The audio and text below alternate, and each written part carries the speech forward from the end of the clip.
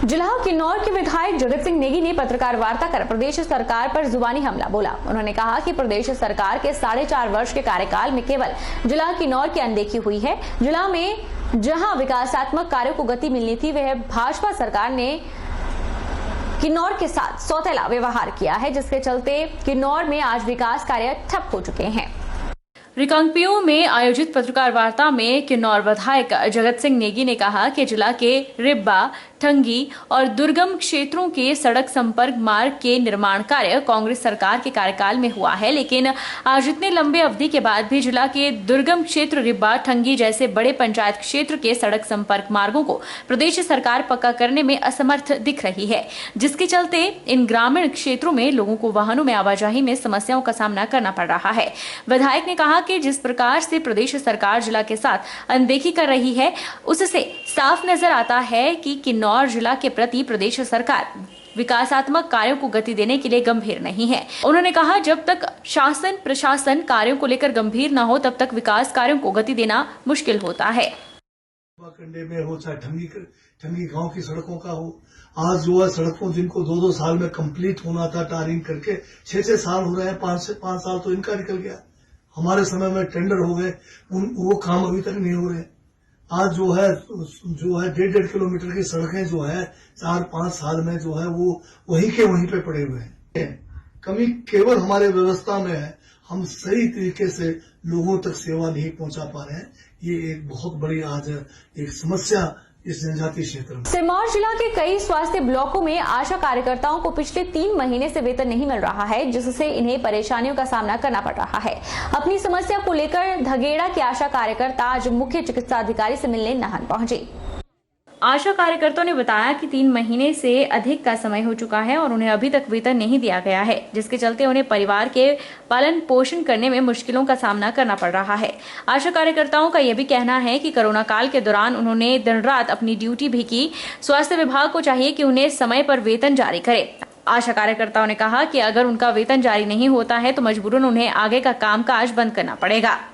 उन्होंने कहा कि अक्सर उन्हें अपने वेतन के लिए विभाग के कार्यालय के चक्कर काटने पड़ते हैं। अगर उनका वेतन जारी नहीं होता है तो आगामी 26 मई को कृमि दिवस पर वह अपनी सेवाएं नहीं देंगी। हम लगे वैसे तो पहले शुरू में तो हमें फिर भी मंथली इंसेंटिव मिल जाता था, लेकिन अब हर बार की बात यही होगी सर, हमें 2-2, 3-3 महीने का जो है इंसेंटिव नहीं दिया जाता है। और जबकि हमने कोरोना काल में भी इतना बढ़ चढ़ कर काम किया सभी आशाओं ने, लेकिन हमारी कोई सुनवाई नहीं हो रही सर। हमें जब भी हम अपने इंसेंटिव की बात करते हैं कि हमें फिर हमारे लिए बजट खत्म हो जाता है सर। क्या हमारे लिए बजट खत्म होता है सर? कोई जो और कर्मचारी हैं उनका बजट क्यों नहीं रुकता? तो सर जैसे हमारी ड्यूटी है तो ये लगा देते हैं और हमारे इंसेंटिव पे कोई गौर नहीं करते हैं। तो अभी जैसे ही अभी 25 तारीख को हमारा ये 26 को चला है ये प्रोग्राम अल्बेंडाजोल का NDD प्रोग्राम, तो सर हम सभी आशाएं आज प्रण कर रही हैं कि हम कोई काम नहीं करेंगे जब तक हमारा इंसेंटिव नहीं डला, हम कोई काम नहीं करेंगे। सुलियाली में विद्युत विभाग के कर्मचारी पर हुए मारपीट मामले पर सुलियाली पंचायत प्रधान ने विद्युत विभाग द्वारा लगाए आरोपों को निराधार और उनके ऊपर षड्यंत्र बताया। उन्होंने कहा कि उनके भाई ने फरवरी महीने में 1100 नंबर पर एक शिकायत दर्ज करवाई थी क्योंकि इन्होंने आटा चक्की की बिजली काट दी थी, जो 2 दिन तक ठीक नहीं की गई थी। हालांकि बाद में इसे ठीक कर दिया गया था। तक की भी बिजली विभाग के SDO का भी यही कहना है कि भी उन्होंने मेरे सामने जो मार पिटाई हुई है वो मेरे सामने हुई है, उसको लेके क्या कहेंगे? ये इनकी पर्सनल रंजिश है मेरे खिलाफ, क्योंकि फरवरी में मेरे भाई ने हमारी काटा चक्की है, फरवरी में मेरे भाई ने 1100 नंबर पे शिकायत दर्ज करवाई थी इनके खिलाफ, क्योंकि हमारी चक्की पे इन्होंने लाइट काट दी हुई थी और 2 दिन तक ये लोग लाइट बनाने नहीं आए, बार बार रिक्वेस्ट करने पे भी नहीं आए। फिर 1100 नंबर पे कंप्लेंट की, फिर उसके बाद ये आए, इन्होंने बोला था कि दोबारा भी हमारी जरूरत पड़ेगी, आप लोग ऐसे कंप्लेंटें करते रहते हैं, हमने आपके काम आना होता है, ये है वो है। और इसने चलो लाइट तो जोड़ दी थी, पर ये उसके बाद एक बार ये लड़का जो है ये निहायत बदतमीजी के साथ मेरे साथ बाजार में बहस की इसने।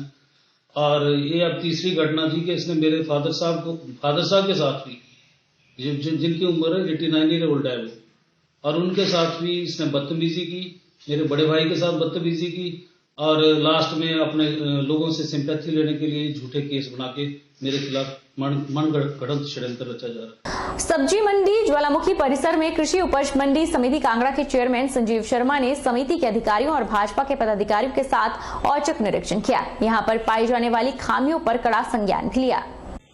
कृषि उपज मंडी समिति कांगड़ा के चेयरमैन ने ज्वालामुखी सब्जी मंडी के धरातल और प्रथम मंजिल की दुकानों और बड़े हॉल का निरीक्षण किया। वहां बड़ी खामियां पाए गए, जिस पर उन्होंने अधिकारियों, सहायक सचिव प्रताप पठानिया, कनिष्ठ अभियंता जोगिंदर सिंह को तुरंत कार्रवाई करने के निर्देश जारी किए। उन्होंने बताया कि सब्जी उपमंडी ज्वालामुखी में 8 दुकानें और 2 बड़े हॉल हैं, जिनमें से 6 दुकानें खाली हो गई हैं और 2 हॉल की हालत बहुत ही खराब है। उन्होंने बताया कि शीघ्र ही इन दुकानों की नीलामी की जाएगी और 2 बड़े हॉल उनका भी उचित तरीके से सदुपयोग किया जाएगा। उन्होंने बताया कि सब्जी उपमंडी ज्वालामुखी को किसान सुविधा केंद्र बनाया जाएगा, जहां पर किसानों को कृषि उपकरण, आधुनिक किस्म के बीज, नई आधुनिक तकनीकी और मशीनरी उपलब्ध होगी। जो एपीएमसी का चेयरमैन बनने के बाद मैं पहली बार जो है यहाँ पर ज्वाला जी में हमारा यार्ड बना है, मंडी बनी है, उसकी इंस्पेक्शन हमने की और उसमें विभाग के सारे अधिकारी, एपीएमसी कांगड़ा के अधिकारी थे, हमारे जेई साहब थे और वहाँ के सेक्रेटरी थे और मैंने स्थानीय मंडल जो ज्वालामुखी का उसके भी भारतीय जनता पार्टी के प्रमुख लोग थे और प्रमुख किसान जो लोग थे उनको भी बुलाया था। तो आज हमने जो इंस्पेक्शन किया है वहाँ पर हमने ये पाया कि जो सब्जी मंडी थी, अब सब्जी मंडियों पे एक्चुअली एपीएमसी का जो नया एक्ट आया उसके बाद सब्जी मंडियों पे एपीएमसी का कंट्रोल खत्म हो गया। तो वहाँ पे जो स्थानीय व्यापारी थे वो लगभग 8 शॉप्स हैं हमारी और ऊपर 2 हॉल हैं, लेकिन वो 6 शॉप्स जो है वो खाली हो चुकी है या उनका थोड़ा सा था तो उन शॉप्स को खाली करा लिया गया है। उनको खाली करवा के हमने वहाँ पर, क्योंकि कृषि का अब स्वरूप बदला है पिछले समय के बाद, तो अब यहाँ पर इसको किसान सुविधा केंद्र के तौर पर विकसित करने के लिए हम इसकी पूरी कोशिश करेंगे। केंद्र सरकार ने पेट्रोल और डीजल के दामों पर सेंट्रल एक्साइज ड्यूटी में कटौती की है, जिसके चलते देश भर में पेट्रोल और डीजल के दामों में कमी आई है। वहीं मंडी शहर के स्थानीय लोगों का कहना है कि पेट्रोल और डीजल के दामों में कमी आने से महंगाई पर लगाम लगेगी और आम लोगों को थोड़ा राहत मिलेगी। केंद्र सरकार के द्वारा आम लोगों के लिए बड़ी राहत का ऐलान करते हुए पेट्रोल पर सेंट्रल एक्साइज ड्यूटी में 8 रुपए प्रति लीटर और डीजल पर 6 रुपए प्रति लीटर कमी की गई है। पेट्रोल और डीजल की कीमतों में कमी होने से महंगाई पर इसका खासा असर देखने को मिलेगा। मंडी शहर के स्थानीय लोगों और ऑटो चालकों का कहना है कि पेट्रोल और डीजल की कीमतें कम होने से आम आदमी को थोड़ी राहत मिलेगी, क्योंकि महंगाई के चलते आम आदमी का जीना दुभर हो गया है। सरकार को इस दिशा में ठोस कदम उठाने की आवश्यकता है ताकि भविष्य में भी महंगाई पर लगाम लगाई जा सके। लोगों का कहना है कि घरेलू गैस सिलेंडर पर मिलने वाली सब्सिडी भी काफी समय से बंद हो गई है, जिसके चलते आम आदमी को महंगी दरों पर घरेलू गैस सिलेंडर खरीदना पड़ रहा है। लोगों ने सरकार से घरेलू गैस सिलेंडर पर मिलने वाली सब्सिडी को बहाल किए जाने की मांग की है ताकि लोगों को सही मायनों में राहत मिल सके। ये जो पेट्रोल और डीजल जो महंगा हुआ था, आजकल जो मतलब हमें कम मिल रहा है, महंगाई ज़्यादा हो रही है, इससे जो लोगों के ऊपर बहुत बड़ा बुरा असर पड़ा हुआ था। थोड़ा सा चलो आजकल कम कर दिया है डीजल और पेट्रोल, तो उससे कुछ राहत मिल रही है।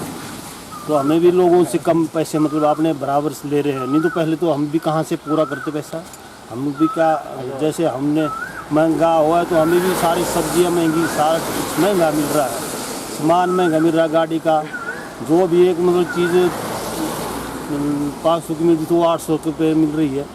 तो मतलब हमें गुजारा करना बड़ा मुश्किल है, अपने बच्चों को पालना बड़ा मुश्किल है, क्योंकि महंगाई जो है दिन प्रतिदिन बढ़ रही है। पेट्रोल के दाम हर चीज़ बढ़ रहे हैं। चलो अब ऐसा 1 रुपये सस्ता हो गया, चलो इससे भी कोई फ़ायदा नहीं हुआ वैसे, पर चलो अच्छी बात है, दाम अच्छे मतलब गिरने चाहिए तो आम पब्लिक को कोई परेशानी नहीं होगी, ना ट्रांसपोर्ट को कोई परेशानी होगी, तो ठीक रहेगा। ऐसा तो महंगाई तो कंट्रोल करनी ही पड़ेगी। ऐसे देख लो अब नौकरी, बच्चों का भविष्य खराब मतलब खराब होता ही चला जा रहा है, ठीक है ना। अगर अब पढ़ाई पेरेंट्स जो है एजुकेशन के ऊपर सारा पैसा खर्च कर रहे हैं, जैसे हम मैं बेरोजगार हैं, अब हमारे बच्चे घर में बैठे हैं, नौकरी है नहीं। तो गैस का तो ऐसा है, अगर सब्सिडी के बारे में, सब्सिडी तो ऐसा है मतलब अगर दाम बढ़ेंगे तो क्या बोल सकते हैं इसके ऊपर, अगर दाम कम हो गए तो सब्सिडी तो कोरोना काल से पहले के मेरे हिसाब से बंदी है, नहीं चल रही है, तो क्या बोल सकते हैं। इसको तो कंट्रोल करना ही चाहिए गैस को तो सरकार को। जो पेट्रोल में अगर डीजल में और दामों की कमी हो जाए तो हम सरकार से आग्रह करते हैं और कम किया जाए और वैट को कम किया जाए ताकि गरीब से गरीब लोगों के तबके को भी इसका फ़ायदा मिले।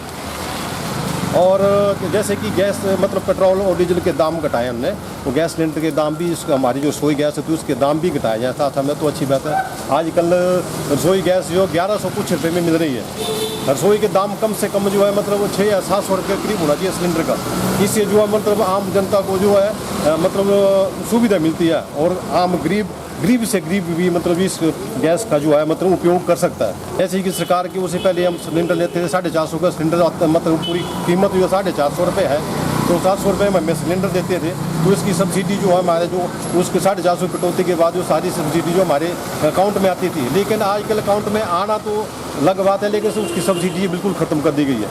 हमारा सरकार से ऐसा आग्रह है कि दोबारा सब्सिडी को हमारे अकाउंट में डाल दिया जाए। सिलेंडर का चाहे वो 1000 का हो, चाहे 700 का हो, चाहे 600 का हो, हमारे 450 के बाद जो सब्सिडी हमारे अकाउंट में आनी चाहिए। बहरहाल बुलेटिन में इतना ही। आप देखते रहिए HP 24x7।